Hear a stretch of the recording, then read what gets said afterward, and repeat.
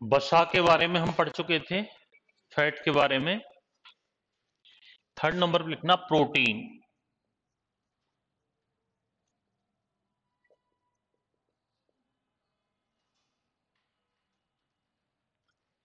Protein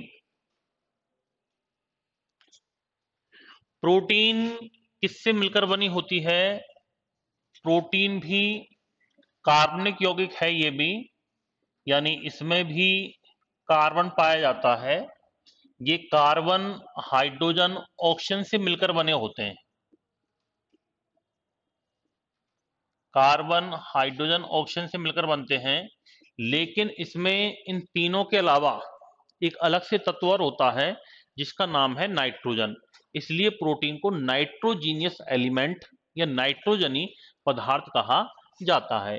इसमें एक nitrogen और प्रेजेंट होता है, नाइट्रोजन और उपस्थित होता है, इसलिए प्रोटीन को क्या कहा जाता है? नाइट्रोजनी पदार्थ कहा जाता है। क्या कहा जाता है? नाइट्रोजनी पदार्थ कहते हैं। इसके अलावा इसमें सल्फर एंड फॉस्फोरस भी उपस्थित होते हैं। सल्फर भी इसमें पाया जाता है और फॉस्फोरस भी इसमें पाया जाता है। सल्फर भी पाया जाता है और फॉस्फोरस, इसके अलावा नाइट्रोजन, कार्बन, हाइड्रोजन, ऑक्सीजन, ये सभी प्रोटीन में पाए जाते हैं। प्रोटीन को शरीर के निर्माणकारी पदार्थ कहा जाता है। बॉडी बिल्डिंग मटेरियल कहते हैं इसको। क्या कहते हैं? बॉडी बिल्डिंग मटेरियल कहा जाता है, क्योंकि हमारी बॉडी का निर्माण किससे होता है? प्रोटीन से। जिस प्रकार, बाद में लिख लेना, पहले देख लो, जिस प्रकार इस पूरी दीवार का निर्माण किससे मिलकर हुआ है? ईंट, बजरी, पत्थर, रोड़ी, सीमेंट से मिलकर हुआ है। उसी प्रकार से हमारी बॉडी का निर्माण किससे हुआ है? प्रोटीन से मिलकर होता है। इसलिए प्रोटीन को क्या कहा जाता है? बॉडी बिल्डिंग मटेरियल या शरीर के निर्माणकारी पदार्थ कहा जाता है। प्रोटीन का जो निर्माण होता है वो किससे होता है? एमिनो अम्लों से होता है।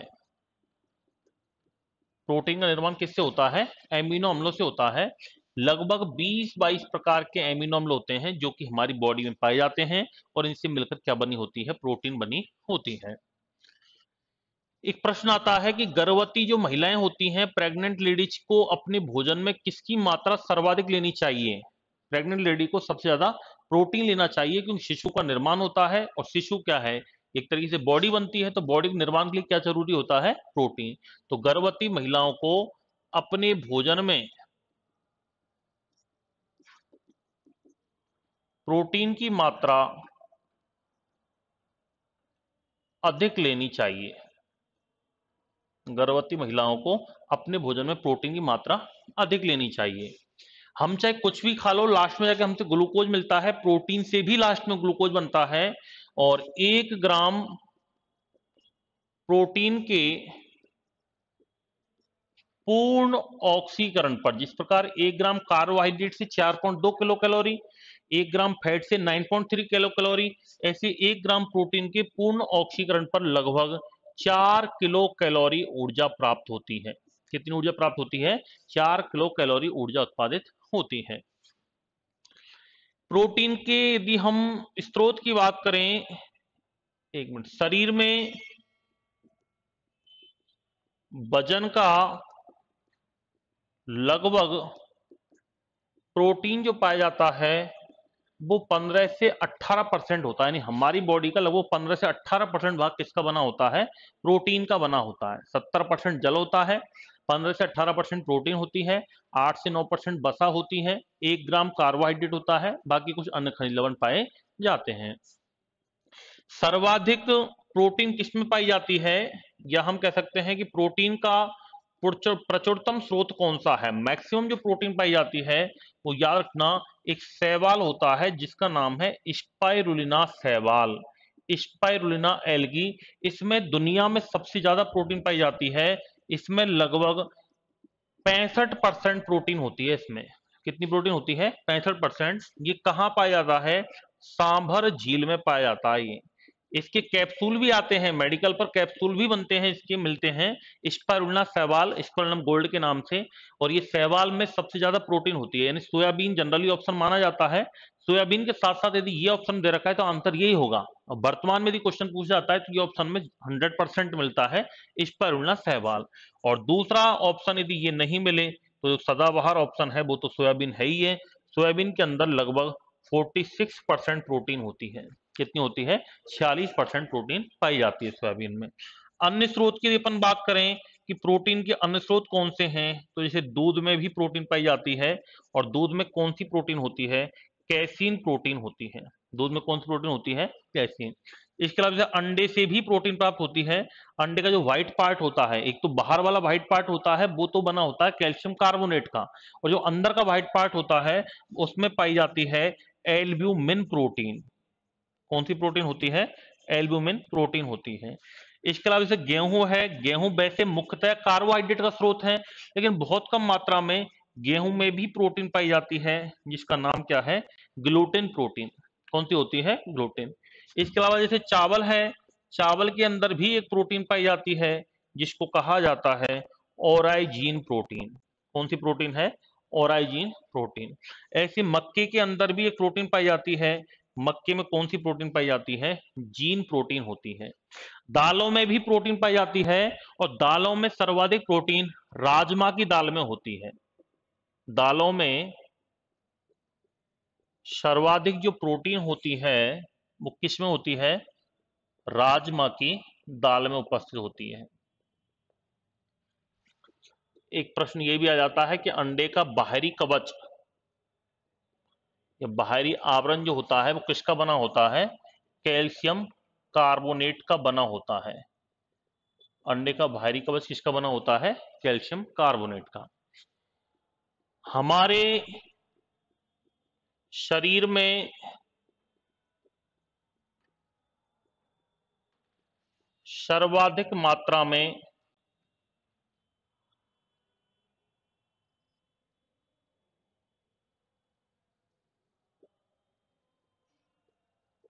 पाई जाने वाली प्रोटीन क्रेटिन प्रोटीन होती है। शरीर में सबसे ज्यादा मात्रा में कौन सी प्रोटीन होती है? क्रेटिन। और क्रेटिन प्रोटीन को त्वचा का मुख्य संगठक माना जाता है। मेन कंपोजिशन कौन सी प्रोटीन होती है? क्रेटिन प्रोटीन होती है। हमारे बाल तथा नाखून, हमारे बाल तथा नाखून तथा पक्षियों के पंख, सींग, नाखून या नख, पक्षियों के केवल नाखून की बात करते हैं अपन, नाखून। हमारे बाल हो गए, नाखून हो गए। जानवरों के होते हैं खुर, खुर जिसको बोलते हैं, सॉरी, पक्षियों में तो पंख होता है वो अलग बात है। जानवरों के खुर तथा सींग।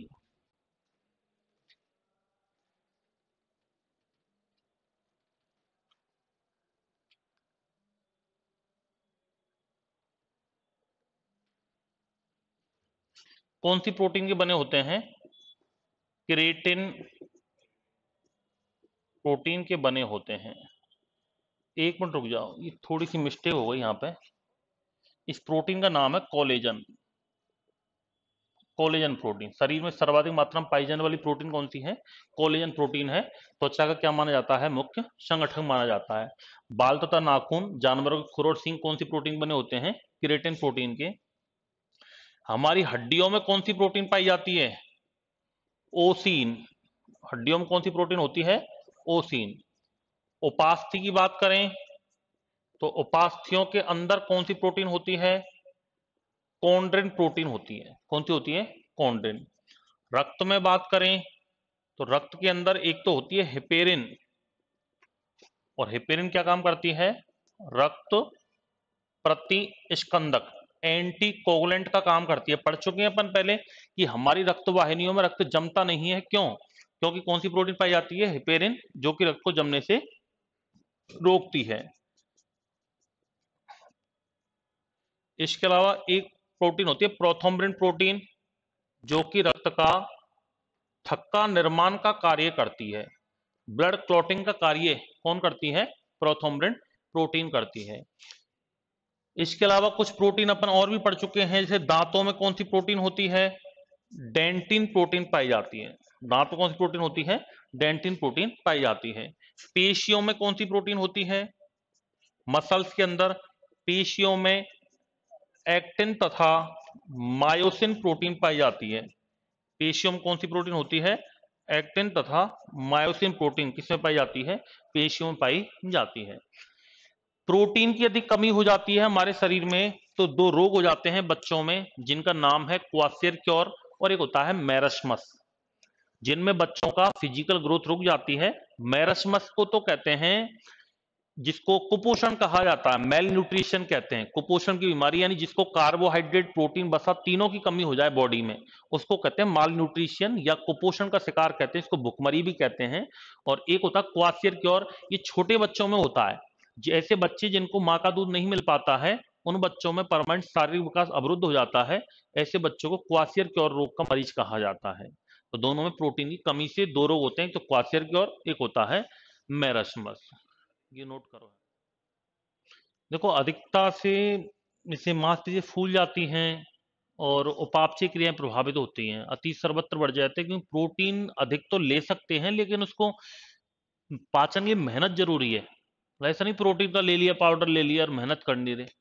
भाई जिम जॉइन करने पर अपन प्रोटीन पाउडर देता है, लेकिन वो साथ में मेहनत भी करनी पड़ती है। ये तो प्रोटीन पाउडर लेके तो घर ही बॉडी बना लेते, जिम क्यों ज्वाइन करते हैं अपन? क्या एक्सरसाइज क्यों करते? जब तक एक्सरसाइज नहीं करोगे ना, तब तक प्रोटीन शरीर में काम नहीं करेगी, क्योंकि एक तरीके से प्रोटीन से निर्माण होता है हमारी बॉडी का। तो ऐसा तो है नहीं डायरेक्ट ले लेंगे डायरेक्ट बॉडी बन जाएगी, उसका एब्जॉर्ब होना जरूरी है मसल्स के अंदर, तभी मसल्स में मजबूती आती है, इसलिए एक्सरसाइज की जाती है। भाई प्रोटीन ले तो सकते हैं, उसके लिए एक्सरसाइज जरूरी है। अगर आपने प्रोटीन ले लिया और एक्सरसाइज नहीं की ना, तो कम भी नुकसान कर देगी। कम कम लो एक्स्ट्रा, जैसे अपन जनरली खाने पीने में लेते हैं तो बहुत कम जाती है इसमें। तो भाई गेहूं है, गेहूं में बहुत कम प्रोटीन होती है, मेन तो कार्बोहाइड्रेट होता है। एक्स्ट्रा आपने प्योर प्रोटीन का पाउडर ले लिया, जैसे जो लेते हैं या आते हैं जिम ट्रेनर वगैरह देते हैं, ये आपने ले लिया और मेहनत नहीं की तो दिक्कत हो जाएगी, कि उसके लिए फिजिकल एक्सरसाइज करना बहुत जरूरी है। फिर वो कुछ नहीं चेहरे पर और पेट पर दिखेगी, फिर वो मेहनत नहीं करोगे तो चेहरा बड़ा हो जाएगा और पेट बढ़ जाएगा।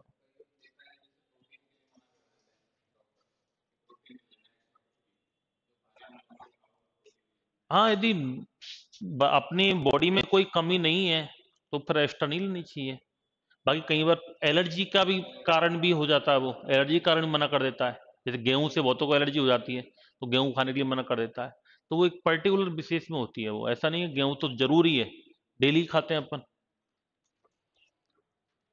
तो कार्बनिक यौगिक होते हैं, ये कार्बन हाइड्रोजन ऑक्सीजन से मिलकर बनते हैं, नाइट्रोजन पाया जाता है, इसलिए इसको नाइट्रोजनी पदार्थ कहते हैं। सल्फर फास्फोरस भी इसमें पाए जाते हैं।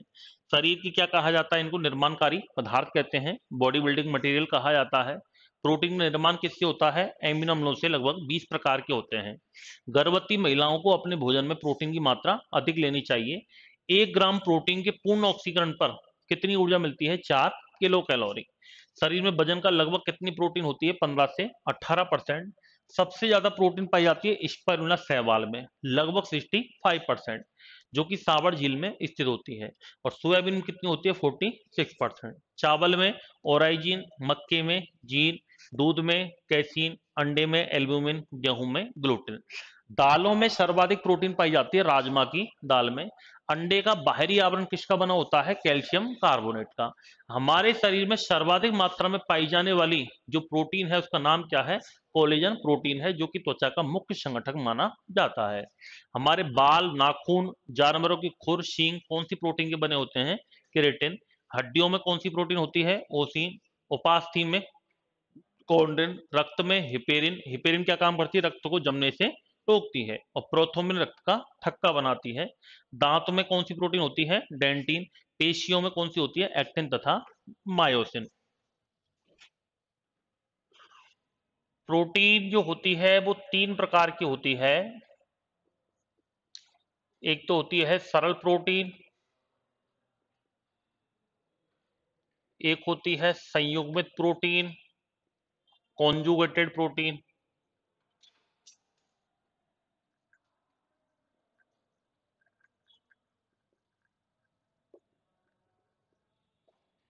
एक होती है सिंपल प्रोटीन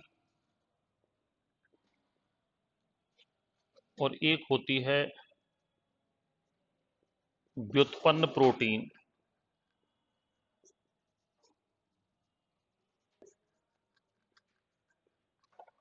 डिराइव्ड प्रोटीन।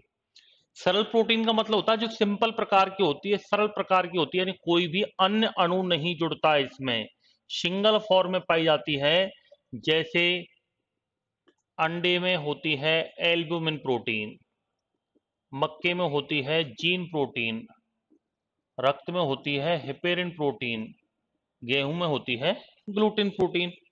संयुग्मित का मतलब होता है जब प्रोटीन के साथ कोई अन्य अणु जुड़ जाए, जब प्रोटीन के साथ कोई अन्य अणु जुड़ जाए तो उसको क्या कहते हैं, संयुग्मित प्रोटीन कहते हैं। जैसे हीम एक आयरन अणु है और ग्लोबिन एक प्रोटीन है, तो ये क्या बन जाएगा, हीमोग्लोबिन बन गया। ऐसे फास्फोरस एक प्रोटीन है, फास्फोरस का अणु है, तत्व है, प्रोटीन के साथ मिलकर के क्या बनाएगा, फास्फो प्रोटीन बनाएगा। क्या बनाएगा, फॉस्फो प्रोटीन। ऐसे ही ग्लाइकोजन एक प्रोटीन है, ग्लाइकोजन एक अणु है, कार्बोहाइड्रेट है, पॉलीसैकेराइड, प्रोटीन के साथ मिलकर के क्या बनाएगा, ग्लाइको प्रोटीन बनाएगा। क्या बनाएगा, ग्लाइको प्रोटीन। तो इनको क्या कहेंगे अपन, संयुग्मित प्रोटीन। और व्युत्पन्न प्रोटीन का मतलब होता है जो जलीय अपघटन, या हम कह सकते हैं कि प्रोटीन के जलीय अपघटन द्वारा व्युत्पन्न होती हैं।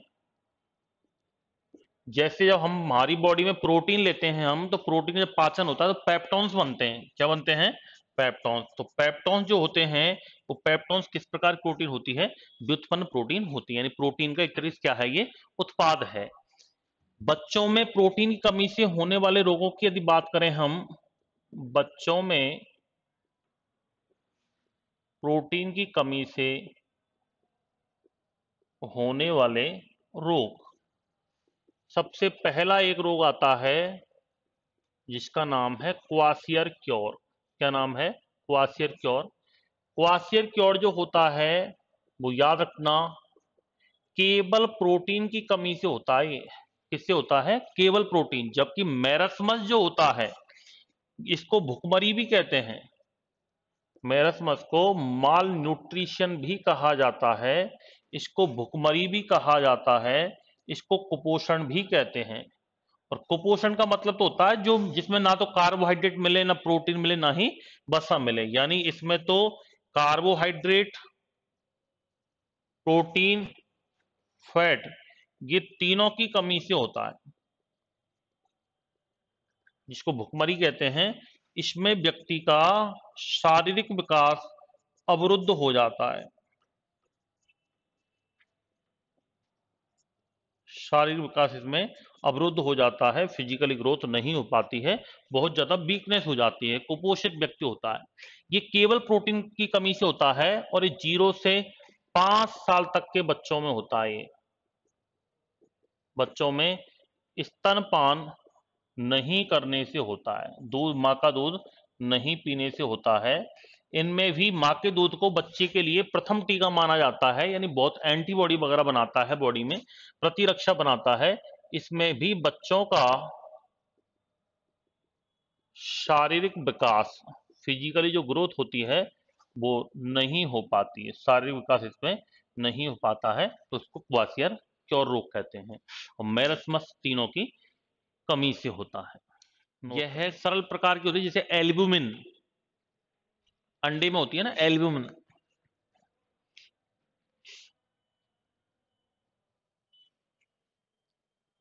मेल न्यूट्रिशन और भुखमरी, कार्बोहाइड्रेट, प्रोटीन, फैट, तीनों की कमी से होता है। कार्बोहाइड्रेट, प्रोटीन, फैट, तीनों की कमी से होता है। प्रतिदिन अपने भोजन में दूध और अंडे इन दोनों में से कोई भी एक चीज डेली भोजन में होना जरूरी है। जैसे अंडे हर कोई नहीं खाता है, फिर डेली लेने वाली चीज नहीं है, लेकिन दूध ऐसी चीज है इसको डेली अपने भोजन में शामिल करना चाहिए। मतलब रात को तो दूध पीना ही चाहिए डेली, क्योंकि जो हमारी बॉडी के लिए आवश्यक अमाइनो जो एसिड हैं, आवश्यक एमिनो अम्ल हैं, वो दोनों में ही पाए जाते हैं। इसलिए दोनों में से कोई भी एक भोजन में प्रतिदिन लेना जरूरी होना चाहिए। नीचे लिख लो, दूध तथा अंडे दोनों में से कोई भी एक भोजन में कोई भी एक भोजन में प्रतिदिन होना चाहिए, प्रतिदिन होना चाहिए, क्योंकि इन दोनों में क्योंकि इन दोनों में शरीर के लिए शरीर के लिए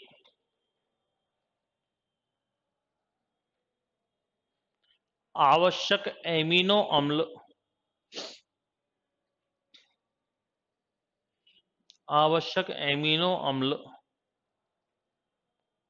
उपस्थित होते हैं। आवश्यक एमिनो अम्ल उपस्थित होते हैं।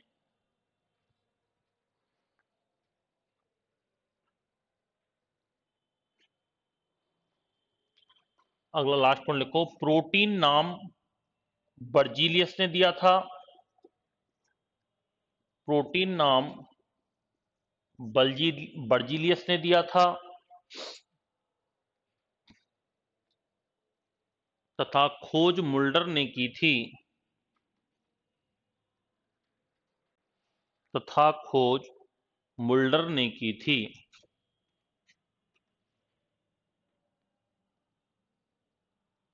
तथा खोज मुल्डर ने की थी।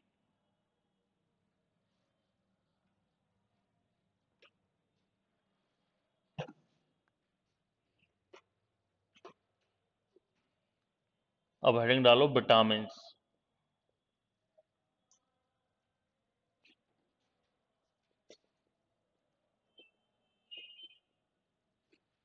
विटामिन, इधर देखिए, विटामिन नाम दिया था फंक ने, और विटामिन की खोज की थी हॉपकिंस ने। नाम तो किसने दिया था? फंक ने। और खोज किसने की थी? हॉपकिंस ने। एक प्रश्न यहां से पूछा जाता है कई बार विटामिन में कि घुलनशीलता, सोलुबिलिटी के आधार पर विटामिन दो प्रकार के होते हैं। कितने प्रकार के होते हैं? दो प्रकार के। एक तो होते हैं फैट सोल्यूबल, जिनको कहा जाता है वसा में घुलनशील विटामिन।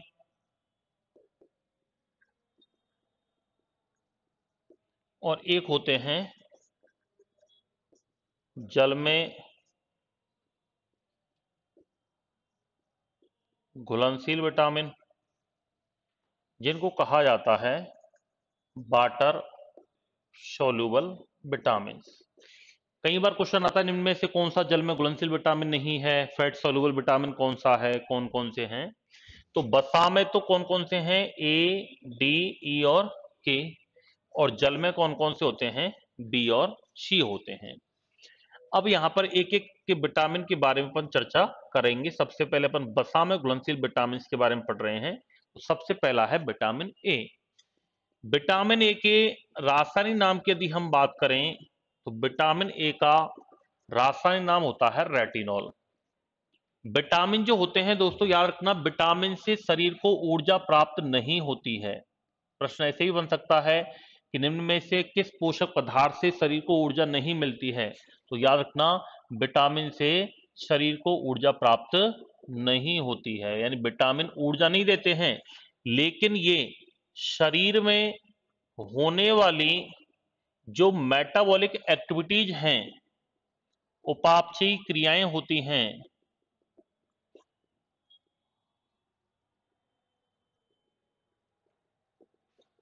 मेटाबॉलिक एक्टिविटी हैं, उन उपापचयी क्रियाओं में ये सहायक होती हैं। उपापचयी क्रियाओं में सहायक हैं ये, बाकी शरीर को इनसे ऊर्जा प्राप्त नहीं होती है। मेटाबॉलिक का मतलब होता है, बताया था मैंने, इसमें दो प्रकार की क्रियाएं आती हैं। एक तो होता है उपचय और एक होता है अपचय। अपचय को कहते हैं कैटाबॉलिज्म और उपचय को कहते हैं एनाबॉलिज्म। जब हम भोजन लेते हैं तो कुछ चीजें बनती हैं, कुछ चीजें टूटती हैं। अपचय का मतलब तो होता है अपघटन, लाइसिस टूटना, और उपचय का मतलब होता है किसी का निर्माण। जैसे हम भोजन लेते हैं तो हमारी बॉडी में CO2 बनती है, भोजन टूटता है, ठीक है, यूरिया बनती है, अमोनिया बनती है। तो उन सब मिलाकर के उन सारी क्रियाओं को क्या कहते हैं, मेटाबॉलिक एक्टिविटीज, और उनमें विटामिन सहायक होते हैं। विटामिन से ऊर्जा नहीं मिलती। इनको उपापचय नियंत्रक कहा जाता है, मेटाबॉलिक कंट्रोलर कहा जाता है इनको। विटामिन को क्या कहते हैं, मेटाबॉलिक कंट्रोलर, या इनको कहते हैं उपापचयी नियंत्रक कहा जाता है, मेटाबॉलिक कंट्रोलर इनको कहते हैं। अब विटामिन में एक तो विटामिन का रासायनिक नाम याद रखना है आपको क्या होता है, एक कमी से होने वाला रोग याद रखना है, और कोई विशेष स्रोत है तो विशेष स्रोत पर प्रश्न पूछा जाता है। विटामिन ए का रासायनिक नाम क्या है, रेटिनॉल। अगर हम बात करें कि विटामिन ए की कमी से होने वाला रोग कौन सा है, तो रोग में एक तो रोग आपको याद रखना है रतौंधी, जिसको कहते हैं नाइट ब्लाइंडनेस। और रात में क्या, रतौंधी में क्या होता है, रात में दिखाई नहीं देता है, उसको क्या कहते हैं, रतौंधी रोग कहा जाता है। दूसरा एक रोग और याद रखना है इसमें आपको, जीरोप्थेल्मिया। ये रतौंधी सब लोग जानते हैं। एक रोग और याद रखना, जीरोप्थेल्मिया। जीरोप्थेल्मिया में क्या होता है, हमारा जो आई डोनेशन होता है ना, नेत्रदान, उसमें कौन से भाग का दान करते हैं, कॉर्निया का। उसमें इसमें क्या होता है, कॉर्निया भाग सूख जाता है। जैसे कई बार कहते हैं ना आंखों में आंसू नहीं आते, आंखें सूख गई हैं, तो कॉर्निया भाग इसमें शुष्क हो जाता है। तो कॉर्निया भाग जो होता है इसी का नेत्रदान में दान करते हैं। और कॉर्निया भाग का सूख जाना या शुष्क हो जाना क्या कहलाता है, जीरोप्थेल्मिया कहलाता है। इसलिए इस विटामिन को एंटी जीरोप्थेल्मिक विटामिन भी कहा जाता है। इस विटामिन क्या कहते हैं, एंटी जीरोप्थेल्मिक विटामिन। किसको कहा जाता है, विटामिन ए को कहते हैं। इसको संक्रमण रोधी विटामिन भी कहा जाता है। संक्रमण रोधी का मतलब एंटी इन्फेक्शियस, यानी हमारी बॉडी में इन्फेक्शन के विरोध में काम करता है ये, इसलिए इसको क्या कहा जाता है, संक्रमण रोधी विटामिन भी कहते हैं। तीसरा जो रोग होता है इसकी कमी से, उसका नाम है केरेटोमेलेकिया। क्या नाम है, केरेटोमेलेकिया। और केरेटोमेलेकिया में क्या होता है कि इसमें बाल झड़ने लगते हैं। केरेटोमेलेकिया रोग में क्या होता है, इसमें बाल झड़ने लगते हैं, उसको क्या कहते हैं, केरेटोमेलेकिया। और चौथा एक रोग होता है जिसका नाम है डर्मेटोसिस। और डर्मेटोसिस में क्या होता है, त्वचा प्रभावित होती है, इसमें स्किन इन्फेक्टेड होती है। तो चारों रोग किसमें होते हैं, ये विटामिन ए में होते हैं। वैसे जनरली आप एक ही पढ़ते हैं रतौंधी रोग, लेकिन याद रखना चारों, मैंने मेरी किताब में चारों ही रोग दे रखे हैं। ये जीरोप्थेल्मिया पर भी क्वेश्चन आ रखा है। अपनी साइंस की किताब भी आती है मेरी खुद की, पारिक पब्लिकेशन से। अगर आपको साथ में सपोर्ट बनाना है तो आप ले सकते हो भाई, नोट्स भी पढ़ें साथ में, और एक किताब हर सब्जेक्ट की होना जरूरी है, क्योंकि कई सारी चीजें छूट जाती हैं तो साथ में हमें कंबाइंडली साथ साथ मिल जाती है। कोई चीज छूट जाती है उसको अपन रिवाइज कर सकते हैं, ठीक है। बाकी मैं आपको जो नोट्स लिखवा रहा हूँ बिल्कुल प्रॉपर लिखवा रहा हूँ, मतलब बहुत अच्छा लेवल लेके चल रहे हैं अपन, इसलिए बिल्कुल निश्चिंत रहें। डर्मेटो, और अगर आपको 9-10 की किताब है तो 9-10 किताब को अपना सहारा बनाएं। एनसीईआरटी बेस्ट है, यदि वो है तो उनको आप पढ़ें, अगर उनको पढ़ सकते हैं, आपको समझ में आती है तो उनको पढ़ें आप। क्योंकि मैंने भी सारा एनसीईआरटी का मैटर प्लस एक्स्ट्रा दे रखा है, तो यदि एनसीईआरटी बुक है अपने पास तो सबसे बेहतर है, वो पढ़नी चाहिए पहले अपन को। और साथ में ये मैं एनसीईआरटी से ही बुक करवा रहा हूँ, मतलब एनसीईआरटी का मैटर तो है ही है, कुछ एक्स्ट्रा भी होता है तो कंप्लीट आपको मिल जाएगा। तो ये चारों रतौंधी, यूरोप्थेल्मिया, क्रेटोमेलिकिया, डर्मेटोसिस, चारों रोग इसकी कमी से होते हैं।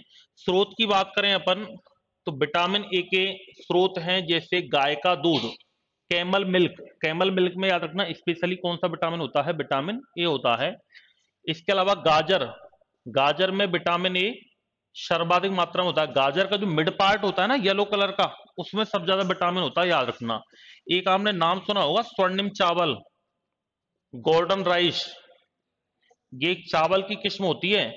ये विटामिन ए का समृद्ध स्रोत है, याद रखना, यानी बहुत ज्यादा मात्रा में इसमें विटामिन ए होता है। इसको बनाया गया ही स्पेशली विटामिन ए के लिए है, गोल्डन राइस को। ये बायोटेक्नोलॉजी अपन पढ़ेंगे, बायोटेक्नोलॉजी के द्वारा बनाई गई चावल की किस्म है ये स्वर्णिम चावल। इसके अलावा जैसे टमाटर है, टमाटर में विटामिन ए भी होता है, विटामिन सी भी होता है। खीरा वगैरह है, विटामिन ए भी होता है, विटामिन सी भी होता है। ककड़ी है, सेब है, इनमें विटामिन ए भी होता है, सी भी होता है। आंवला वगैरह है, आंवला में विटामिन ए भी होता है, सी भी होता है।